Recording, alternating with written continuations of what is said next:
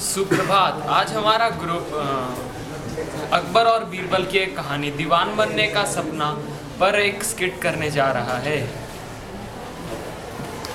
नमस्कार, मैं पीयूष महाजन हूँ और मैं बीरबल का किरदार निभा रहा हूँ। मैं लिशा बंसल इसमें अकबर का किरदार निभा रही हूँ। मैं वैभव सैनी कनीज और दर्जी का रोल निभा रहा हूँ। मैं आकृति इसमें सेठ जी और साले साहब का किरदार निभा रही हूँ। मैं प्रणव इसमें नरेटर का रोल निभा रहा हूँ।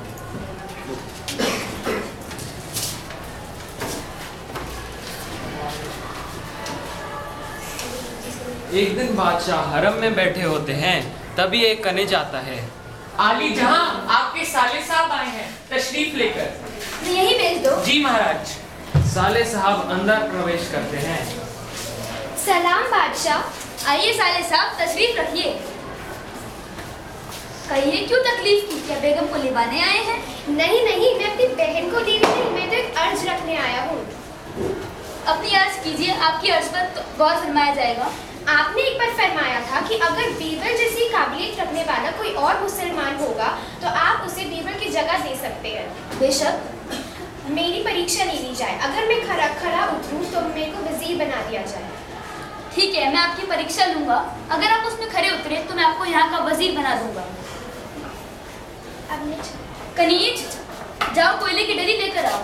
जी महाराज। कनिज कोयले की डली को लेकर आता है। ये लीजिए महाराज।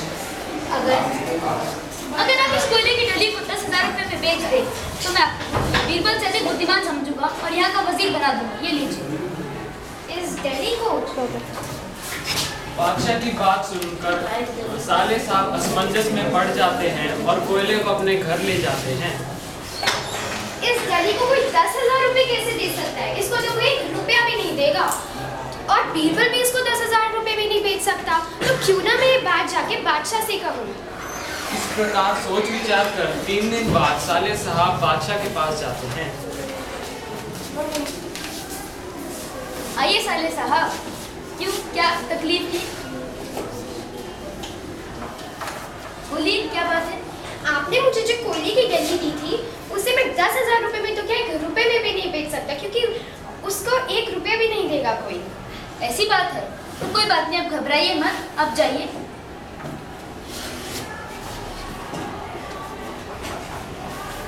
ये डली ले जाके बादशाह को दे दीजिए। लाइट।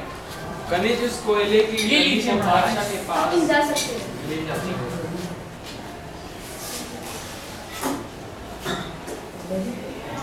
बीरबल को बादशाह वह कोयले की डली दिखाते हैं। आइए महाराज, आपने हमें बुलाया? आइए बीरबल। जी महाराज। मुझे तुम्हारे से एक काम है। जी महाराज। तुम इस कोयले की डली को कितने रुपए में बेच सकते हो? जितने में आप कहें महाराज। मैं इसे 10,000 रुपए में बेचना चाहता हूँ। जी महाराज। तो ये लीजिए। और तुम्हें एक बात का और ख्याल रखना होगा कि तुम्हें इसे, जिस व्यक्ति को तुम इसे बेचोगे उसकी तुम्हें उसके स्थान का सबूत भी लाना होगा। जी महाराज।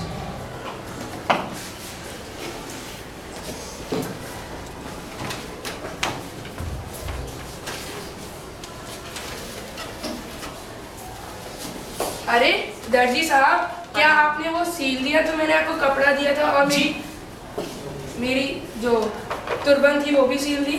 जी आप ये ले जा सकते हैं अपने साथ, मैंने आपकी सील कर रखी है। ये दिखाइए तो जरा। ये देख लीजिए। अरे वाह, ये तो आपने बहुत ही अच्छा किया। और ये आपका कुर्ता। जी मैं इस पे एक काम चाहता था कि आप जी, इस पे बोलिए। कुछ गहने और कुछ इस पे नग लगवा दें तो काफी ही अच्छा होगा। ठीक है, मैं और लगवा हमें जब आप गहने वाले के पास जाएं तो उससे हमारे लिए कुछ आभूषण भी ले लें। ठीक है, मैं लगवा दूंगा इसे। तो फिर मैं कब तक आऊँ आपके पास? आप मेरे पास 2 दिन बाद आ जाइए। जी धन्यवाद। इस प्रकार बीरबल कपड़ों पे हीरे जवाहरात तथा मालाएं लगवाकर मुंबई चला जाता है। वहां पर बीरबल घोषणा करता है कि उसके पास एक ऐसी कोयले की डली है जिसे लगाकर कोई भी अपने मृत पूर्वजों को देख सकता है और उसको एक बार देखने की कीमत 10,000 रुपये है।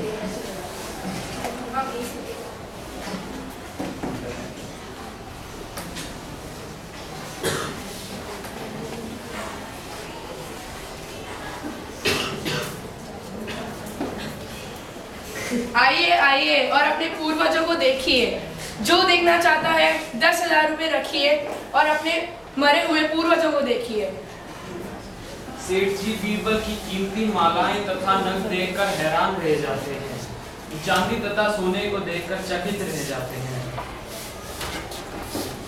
जी सेठ जी, तो आप अपने मृत पूर्वजों को देखना चाहते हैं, हाँ तो आपको यहाँ 10,000 रुपये रखने पड़ेंगे। ठीक है, ये लो।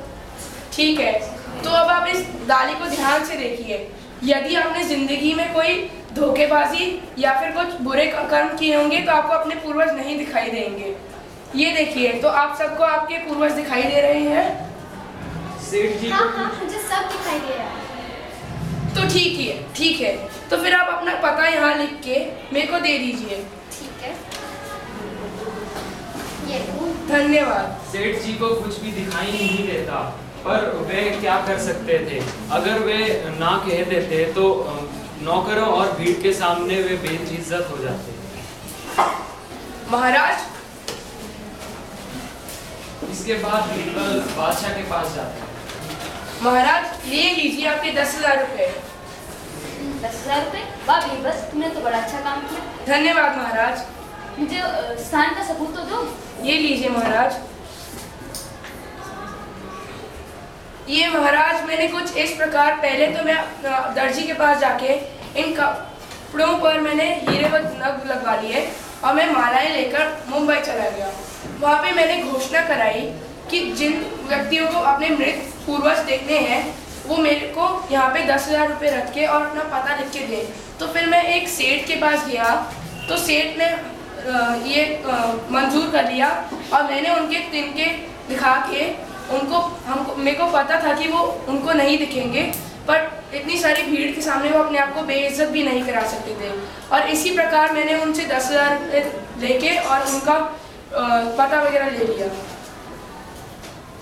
तो देखा साले साहब आपने, बीरबल आप ज्यादा बुद्धिमान निकला। अब आप इस बात का फैसला खुद ही कर सकते हैं। धन्यवाद।